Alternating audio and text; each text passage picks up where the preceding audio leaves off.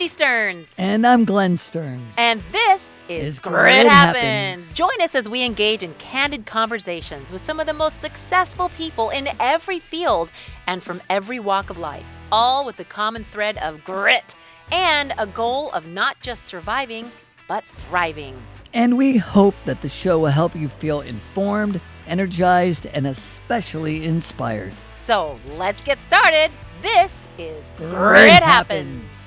We're back. That's right. How I'm you doing, excited. dear? I'm good. I know I'm excited because we've been talking to some really exciting power couples. And what I love about this one is, I've known this power couple for many, many years, not personally, but the husband I've known since, high school, which is kind of an exciting Okay, we're going to hear about background. Right. Well, I think today we're going to have a nice conversation. Do you want to say anything before we bring them on? Well, I don't know if they know this, but we have a lot in common. Oh, do you? We do. Well, let's tell them when they get in. You want to bring them in? We will, but I'll just say a little bit first. At 14, 15, we both had a very interesting kind of event happening in our lives. Okay. We both had our second marriage to beautiful women that You mean your last marriage? our last Okay. and our first and our last. And they were both on the same, we met October I know this of is. I want to 2000. talk about this when we get them on here because I think they don't think they know this. Okay. Oh, well, I keep it. I keep You it. do And then have we a lot. both had very Oh. interesting events that kind of changed our lives.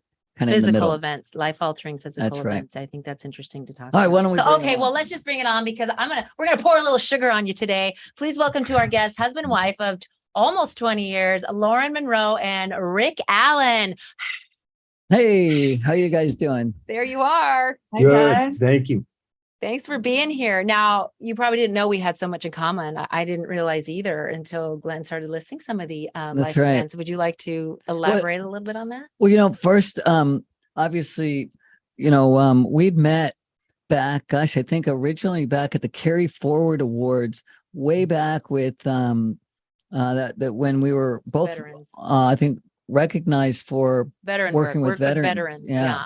So that's been probably over 10 years. I don't remember how long ago that was. Long time ago. Probably at Is least that 12 long? because our daughter's almost 14. And then we had Lauren and Rick. You guys were so amazing at our home. Was that just last week? Yeah. Time's going so fast. Very recently. For their for the Raven Drum Foundation. That was such amazing work. Oh my goodness, was that?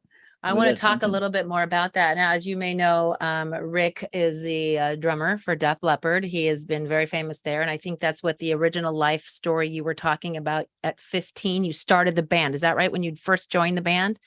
Yeah, 1970, November 1978, I joined Def Leppard around about my 15th birthday. Well, right around Glenn's 15th birthday, he had a child. So That's in right. some way, December 1978 is when my daughter was born. So yeah, I was still 14. You're 2 months older than I am. I was born December. Yeah, I was still 14.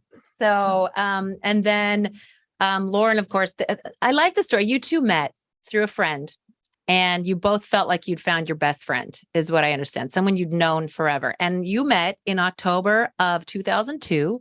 We met, our first date was October of 2002. And we were married a year later, October 11th. So we, on a full moon. So we both, you were married October 10th, right? So you're coming up on 19 years. 2003. Yeah, 2003. So we share a love for that time of year and a 1 year planning and finding someone who really felt like that was in step as a soulmate. Is that how you felt when tell us that just that first moment when you first met each other? I love these stories. It was we're actually in Colorado right now. We actually met in Colorado Springs. A mutual friend introduced us, and I was going through quite a bit of pain at the time, and Lauren was she was in massage I was school. teaching. Yeah. I was teaching at the Boulder College of Massage and had my practice here. And my friend knew the kind of work that I did and recommended, that I work with Rick. So we met. We met as a patient and a client and a therapist, really, and then had a long distance relationship just around his healing. And he would call me before shows, and I'd help him with some guided visualizations to help him relieve pain. And it was just a gradual, progression into more than friendship. And then I had to say, I don't think you could be my client anymore. Yeah. And I didn't get massages after I'm not that. paying you anymore. Yeah, That's no right. massage. Yeah, exactly. That's kind of happened here too. Yeah. The massages stopped. I'm like, what happened? You gotta pay for it. Well, I guess you do pay for it. In many ways. Exactly. But then, Lauren, you're you also are into like the energy healing and that kind of stuff, right? I remember part of your story when we were doing the drum circle, which was, and you led that. It was awesome. I mean, it got me in the zone. I was in there. I could feel it. It was wonderful. I think Yeah. everybody did. I mean, the team of musicians, drummers that we had around us. I don't think anybody really knew what to expect, but you could tell that everybody was really affected by the way that Lauren led the thing, and just how that ritual just sort of affected everybody in such a profound way. So expanding on that a little bit, I think it's really becoming much more mainstream than it ever has, Lauren. And maybe 20 years ago when you first met, there was more of a niche group that was working on the healing energy. Do you feel now that has become so much more mainstream and acceptable as a real tool of healing in adjunct with Western and Eastern medicine? That's the Western, hasn't really been as much energy focus, but expand on that a little more. When I first got involved in mindfulness, it was the early 90s and nobody really knew what that was, and energy medicine was coined by my teacher, Carolyn Mace. And that was still a new term as well. And now we know it as complementary medicine, which encompasses all things like acupuncture, acupressure, Reiki, healing touch, equine therapy, homeopathy. Like now we have a lot of range, and energy medicine isn't a rogue term. But yeah, it's grown quite a bit. And there's a lot of studies and science and research. And now with the exploding field of neuroscience, it really brings all of these more esoteric, very ancient ways of healing into alignment with current science and medicine, which is very exciting for me. Yeah. When I was going through my cancer, I said, give me all the Western medicine you can. I mean, I'll take the immunotherapy and the chemotherapy and the radiation. And then I said, but then give me all the Eastern medicine you can too, right? Like you had a Reiki healer. I'll do the acupuncture. I said, I'll stand on my head. I'll pray to Mecca. I'll do whatever it takes to get my mind right? Because it's about your mind is such a powerful muscle. And, I don't know which one is working, and I don't know that I care. I just know that the more you believe, I think the more you can, really heal yourself, right? And Absolutely. so big believer. So your accident, Rick, you've expanded, and you told us the story at the house the other day about the car accident and how the seatbelt as you were going through the sunroof really took your arm, and you were laying quite conscious, which actually saved your life, is what you. But let's go back for a second, because this is a big part of what our podcast is really all about, right? Is grit and adversity and getting back up, right? And so here you are, this drummer with this famous band, and your arms are your, There's your tools. they're your tools, right? Yeah, for sure. And right at the height of all of that, can you take us back to kind of what happens in your mind and what happens physically to you? Yeah, I mean, as you suggest, I really was at the top of my field. And then the last day of 1984, I went out for a drive in this left-hand drive car, driving in England. So I was on the wrong side of the road, and I was. This other car, they kept sort of taunting me, and every time I tried to pass them, they would speed up. So eventually I put my foot down. When I put my foot down, I realized that there was a corner that I hadn't seen because I was on the opposite side of the car. And then I lost control of the car. And then, like I told you the story, the seatbelt took my arm as I was rolling the car, and then I landed in a field. My first thought laying in the field was, I'm a drummer and I've lost my arm. And that was right before I blacked out. I think there's like an incremental shutdown.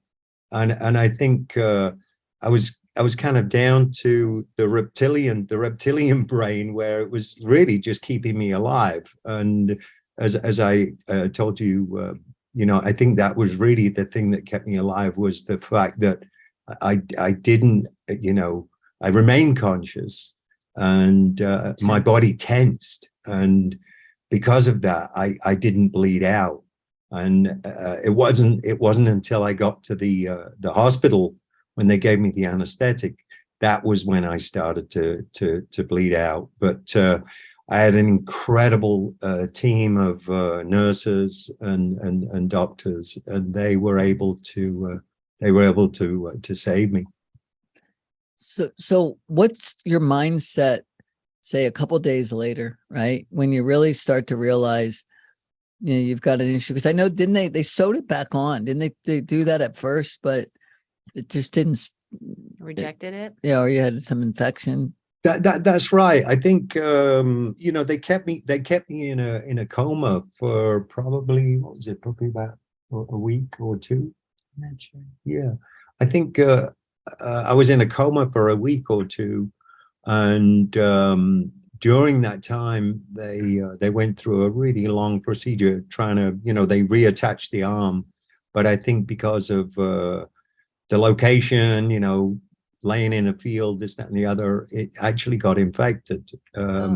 So they went back and forth, and they said, what, we have to remove the arm, otherwise, it could take his life if the infection gets really bad. So obviously I didn't know anything about this. No. Not until a few days after I came around. When I came around, I was trying to figure out what had happened to me.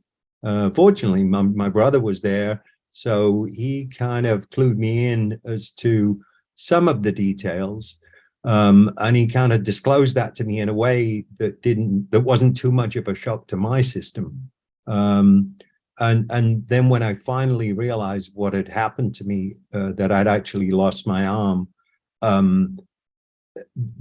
it was just the most incredible sinking feeling.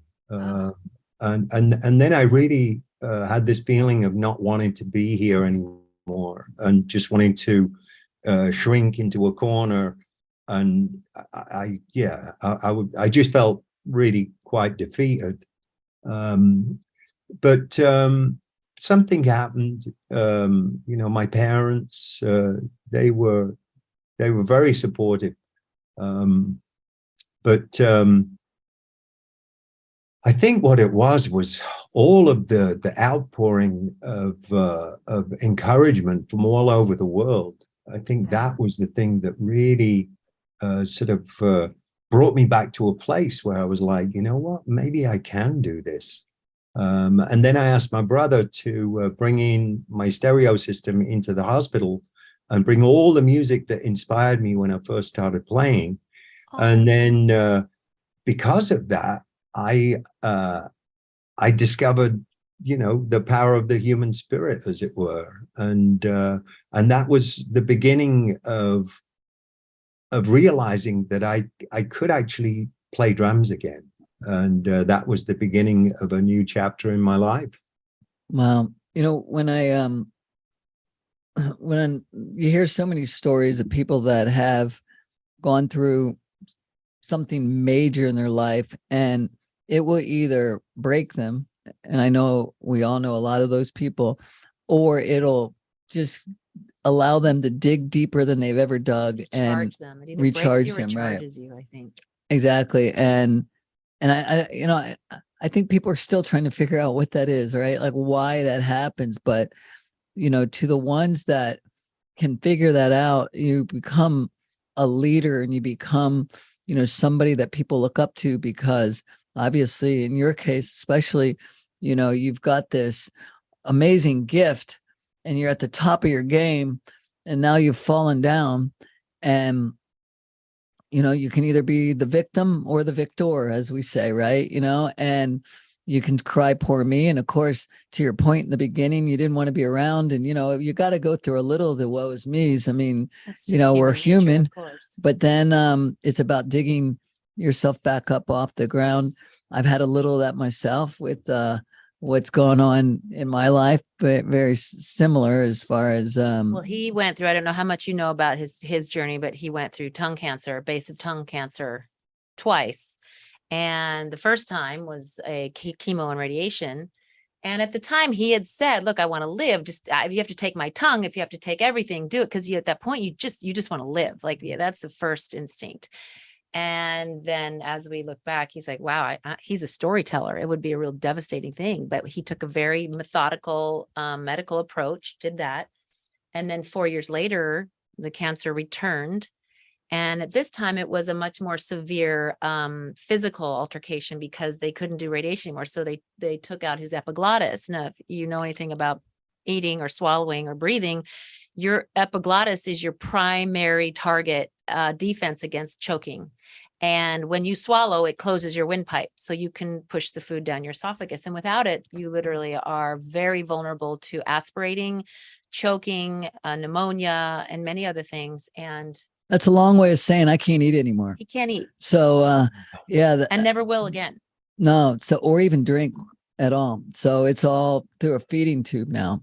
And kind of the same thing. I woke up and all of a sudden you realize, man, my life has changed forever. Right. And so I can feel you a little bit, because, you sit, and in my case, it's different. I mean, I sit around dinner parties every day and they're all eating. I feel bad for people that feel bad for me because I'm not feeling bad. I'm grateful to be alive, which I'm sure you are, you feel that way. Yes. And I think, and that's where I want to dig into this a little bit more with you, because again, just real quickly, when I don't want people to feel bad for me. I don't feel bad for me. Right. So, let's look at the positive things. And when you go through something like what you did or what I did, I think hopefully you come out with it where you say, life is short and precious, and man, we're lucky to be alive, because you can either focus on that or you can focus on the negativity, That's true. I don't always feel that way. I don't always feel at the top of my game. But the event that we did the other day at your place, the drumming circle, I think when we can be of service like that, I think that's when we can start to feel on top of our game again. And I think every time I start to feel woe is me, as soon as we go through an event or we do something where we feel like we're being of service and relieving suffering of others, I think that's when I can really feel good about myself, and I can feel really good about my life, and I start to count blessings. Yeah. Speaking of blessings, you good. You have a really strong partner with you. And I think when you have someone like that helps, like it's the other half of you, if you will, mentally, physically, emotionally, and can inspire you to be your best self. I think that's one of life's most beautiful finds, if you're fortunate enough to attract someone like that in your life. Lauren, I'd be curious to know what attracted you when you first met. What was it about the energies that you guys shared that was so? You know what? It's so interesting because I didn't expect to feel the things that I felt, and it was like this magical connection. Like I've known him for a really long time, the soul connection that I couldn't pinpoint. I remember really vividly while I was working on him, and I did massage and various energy healing, and I'm looking at this man going, is he my brother? Is he my son? Is he my father? Is he a king? Like, who is this energy? Like, and how do I fit in? And I just said, well, I'm here for him in this moment. And this is our destiny in this moment to connect in this way. And I feel blessed to be part of this person's healing today.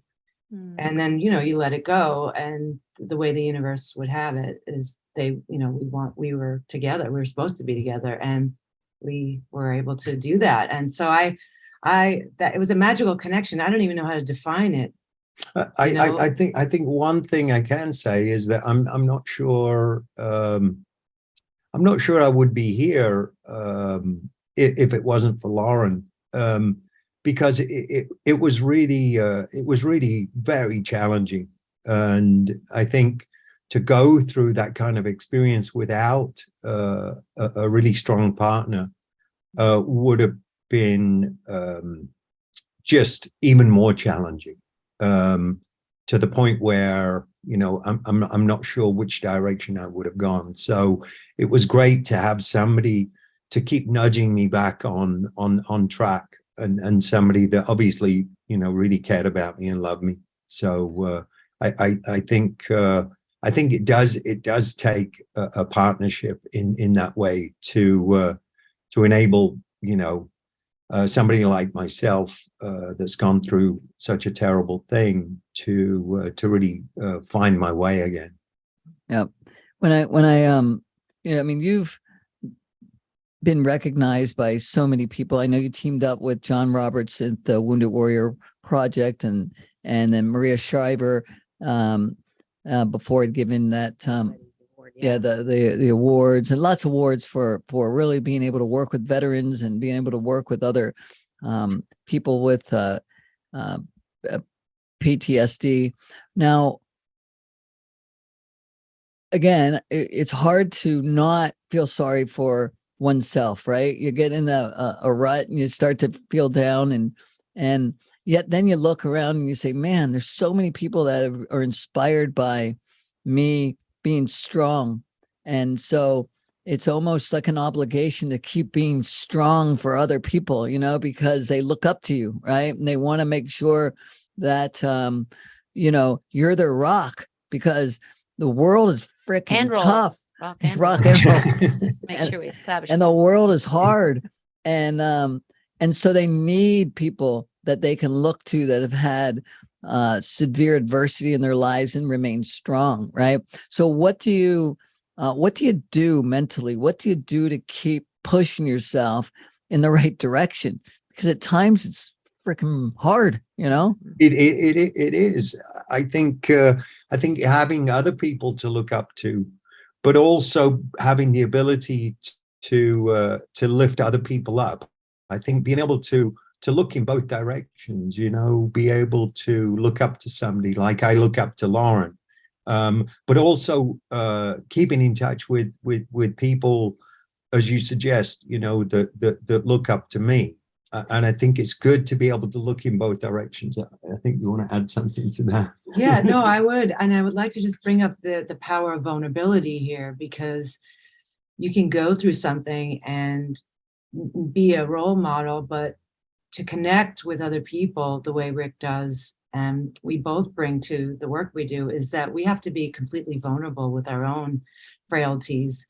And it's a wonderful thing to discover that you don't have to be this rock to inspire other people. What actually inspires people is that you're also vulnerable and you're still in progress, and you don't have to be perfect to be successful. You just have to be real and in touch with your heart. And when we do that, I think that's the most inspiring thing for other people, is to realize that you can be okay and growing and not be perfect, and heal like that. So for us, that's a healing. It heals us to be able to go, okay, we haven't reached the top yet. Maybe we never will, but we're in process, sharing our process with other people. Yeah. And I think the perception is that, people see me as a rock, they see us as a rock, but in reality, we're still trying to work things out. We haven't. We've had more experience than most people on the road to healing. Right. That's true. You can share that. Expanding on that a little bit, it was extremely, as we sat in a drum circle with 60 or more people in the yard and had 60 drums or more, and you and some very notable drummers were leading this circle, and Lauren, you're setting the intention, was such a beautiful walk through a person's day to really focus. You really focused the group. And then Rick, you were very vulnerable in your own story and the impact and the emotions you felt. And it just, what it did, I think, for everyone there, even these big, tough guys that are drummers, you guys are tough guys. It's softened. And veterans, yeah. Veterans, major veterans. I mean, you had from I don't know their names personally because I was so overwhelmed, but you've got Lenny Kravitz, you've got Paul McCartney Wings, you've got Guns N' Roses and Def Leppard and Widespread Panic. And I mean, the talent sticks that was there. I'm talking to a guy and I thought he was just a guy visiting, and I get on to something about Phil Collins, and the first time I met him, it was the drummer for Styx. He was the nicest guy. Oh, Todd's great. Yeah, he's such a sweet guy. But they all are. I mean, what a dream team. Yeah. I think everybody had such a powerful reaction to that. And I know we're gonna be able to see it someday, and the veterans hospitals are creating a film for it, but your strength in vulnerability was powerful, and the entire group fell into that. And I think if young men and women right now can know one thing in life, is that vulnerability is not weakness, it's strength. It really is a strength. And it also ingratiates you to others. I was going to comment on that, because what I found in business, right, is there's a lot of people that when you either are successful or becoming successful, even want to be successful, you have to come up with this feeling like you know it all, and you don't have any kinks in your armor. And I think it's absolutely wrong, right? I mean, and so what's been able to attract a lot of people to our companies have been very similar thought process, which is, hey, we don't know it all. And, we're not perfect. And, we try to lead sometimes with our faults, with people. Then it breaks down some of the walls that people have, because people get intimidated. And sometimes they think, oh, they have all this, and nobody really unless you've walked a mile in someone's shoes, right? You don't know. And so I think it's a great lesson that we all should take from that, which is that, nobody's perfect, and we all have our own insecurities and vulnerabilities, and that we do need each other, right, to lean on, so that we can continue to be strong and continue to be a voice for those when they're in the dumps, You're absolutely right. And something that Lauren said a couple of weeks back, and I'm sure I've heard her say it before, but using that vulnerability as a superpower, and also surrounding ourselves with a really strong team of people. And, they're all in the same boat, but, just to be able to have that team of people and sort of find our way. Sometimes we're not quite sure, we've set sail and we're not quite sure what the destination's going to be. But that's the other element of being open, is to go, where should I be in this moment? And where am I most needed? And not be on the agenda of, well, this is the path to success, more than this is how I'm going to be used the most to serve. And I think that's where our head has been at. And obviously we could probably take a lot of guidance from you on successful business, but I feel like where our heart is where we're the most powerful in what we do. And that's how we connect. On that, you focus a lot, Lauren, on the power of the heart. And I think that's what you brought together in the circle too, was connecting the hearts. And I had mentioned even there, I said, there's one drum that beats, when it beats in unison for others, it's the most powerful healing. And that is the heart. That is the one, when we can get our hearts all in synchronicity together, it creates incredible healing and connection and exchange and growth. And, talk a little bit about your book or your album that you recorded, The Messages from Aphrodite. Is it tomato, tomato? I don't No, it's That goes good. both It's ways. good. I know it does. It's an album that we just released September 9th, and they're all songs of love in various forms. How to be in a state of love when you're grieving, how to be in a state of love when you're feeling compassion, how to connect with a loved one that's crossed over, how to be in your heart, how to stay vulnerable, how to stay empowered in that place. And all the songs generate some kind of backstory around that, and which is a setup for me to share in my live performances. But that was a gift that I got during the pandemic, when it really was, the insight was given to me that the voice of the feminine, the higher feminine, the divine feminine, needed to speak in this world where we're very focused on the patriarchal narrative. And I know in my heart that the strength, the vulnerability, the power that a women's voices have in learning how to navigate dark times and keeping people together is essential in what we need right now in the world. So that was my offering. That was a beautiful gift. I mean, and just to touch on a topic of current events right now, when you look at what's happening in Iran and the women of Iran who are raising up right now and using their hearts and speaking about, they've been in a patriarchal system for so long and are now just exercising with, they were there before, and it's a real transition in the world. And it's painful sometimes when you're driven to what's right, because it upsets the status quo in many situations. But at the end of it, when you can get through that, I find incredible change. And that's how I share things with others, to have hope, because it's easily to go down the rabbit hole and get into that dark place around. But in the world of healing, even physical healing, when you have a wound and it starts to heal, it's not pretty to look at. Oh, and it itches.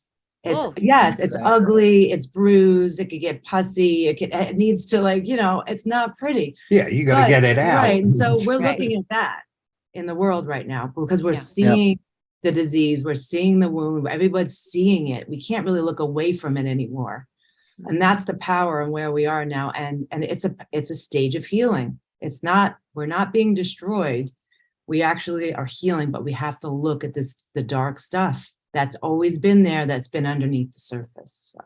Yep. It is an amazing grace. Is once I was blind and now I see. You think of the world we can no longer be blind. And I love that. I want to change gears for a sec. Okay, I'm all into this talk. I watch her and I see her starting to, we usually go about 30 minutes. I know we're close to that, but I want to ask you something. 2019, you're inducted into the Rock and Roll Hall of Fame with your group. Now, take us back. Would you change a thing? Was it really that wild to be a freaking rock and roll star, doing all those crazy things? And would you change anything? I don't think I'd change anything. No, good, because that music was awesome. No, it's fantastic. And then to be honored. I mean, Def Leppard always felt a little bit like we didn't get enough love from the industry. But to stand on that stage and to see pretty much, everybody out there in the audience, really paying homage to this band was fantastic. But I think the most important thing for me was it was the largest fan vote in the history of the Academy, the Hall of Fame. That to me spoke volumes. It was almost like our fans got it. They were loyal, and then everybody else got it because of them.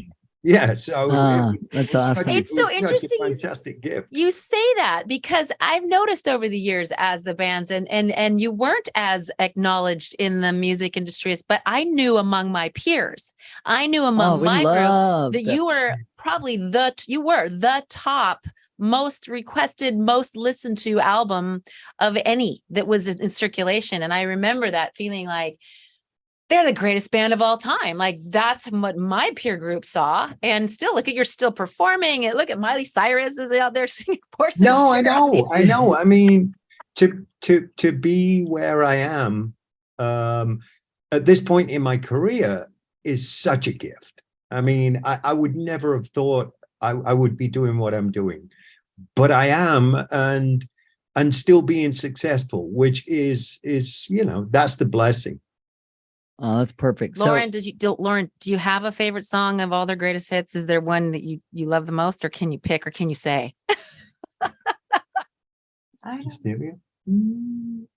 Probably Rocket. Oh, Rocket. Oh, yeah. There you Very go. tribal. I like the drumming. There you go. Rocket, It's all about the drumming for me, Yes. That's right. Isn't that where you do your solo on stage? Yes. During Rocket? Yeah. Of course. That Drum solo, it's my favorite. So yeah. understandably so. Perfect. So what's next then? What's coming down? You've got this beautiful album out. Where can people listen to it? Is it on Apple Music, or where we find your Everywhere. messages? It's on Apple, it's on Pandora, it's on Spotify. Spotify. All of my albums are there, and You can find stuff on YouTube. Also, a lot of things that she's done on live- YouTube. A lot of live videos. performances and videos are on YouTube, and we're going to continue touring.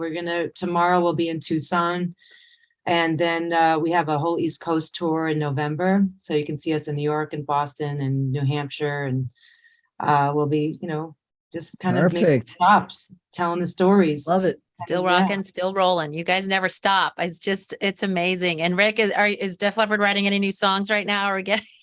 There's always new ideas on the go. Yeah. But the next thing on the agenda for us really is I think we've got a private show in January, and then in February of next year we're going to be I think we start out in South America. So, and then that continues probably through, I don't know, August, September, July. July. Yeah. And then I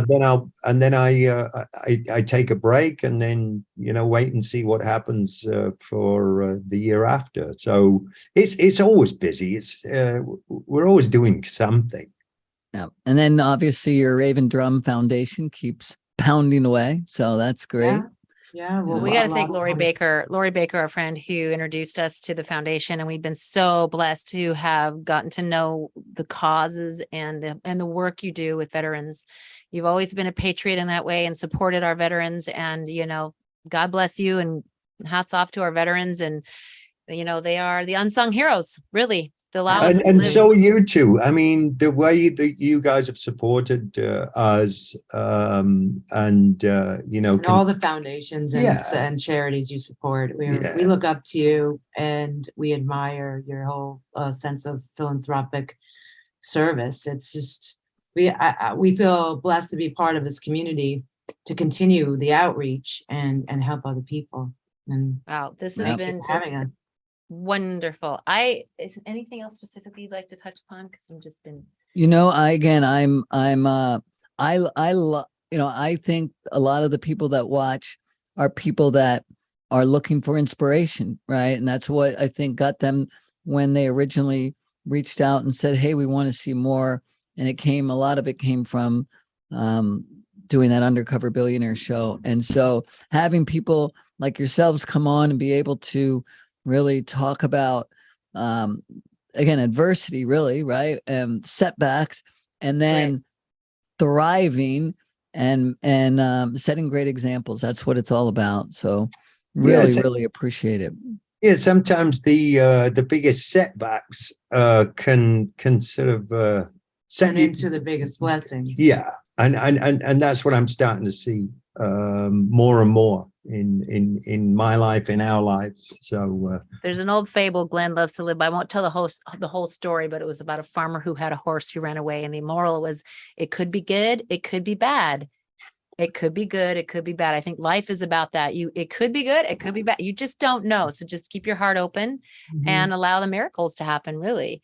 Amen. So I'm Rick, what was your favorite Def Leppard song? Did you have one?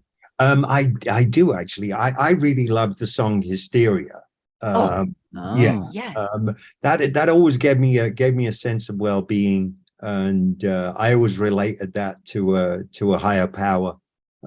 So it always just lifted me up at the right time it lifted me up at the right time in my life, and it's a reminder of that every time I hear it or play it. Well, I love so many of them. I can't pick a favorite. I really do. It's been so fun having you both on. Did you want to say anything else, hon? No, I appreciate you guys being here. Thank you for being a part of this wonderful. And we can follow you where? Follow you guys. Where can we follow you guys? Where can people find all your good works and what you're doing? Well, RickAllen.com, LaurenMonroe.com, or on Instagram, or on Rick Allen Live, Lauren Monroe Live, or on Twitter, or on Facebook. So we're everywhere. You're everywhere. We love to meet people. We're very responsive on social media. Are. We love people. And we like to meet new folks as we travel. So you're a very special couple. We are honored to know you. Happy anniversary coming up. Maybe we'll have to have a dual anniversary full moon celebration one day. Oh, I would love that. That would be great. And I just want to get it on film. Maybe one day we'll get a backstage pass to Def Leppard performance. Just want to say it. Just saying. Just saying. I think at this point it's a given. There we go. All right. All right. Well, Rick and Lauren Monroe, Rick Allen, thank you both for taking time out of your day. Good luck on your next ventures. We'll be looking for your music and your encouragement, your inspiration, and your heart, because it is spread everywhere. We appreciate the big hug you're giving the world. We really do. Amen to that. You've been listening to another episode of Grit Happens. Join us. You can see episodes on YouTube or anywhere you catch your podcast. Follow us at glennstearns.com or Glenn Stearns on Instagram. And this has been another episode of Say It With Me. Grit Happens. Thank you both. Take care.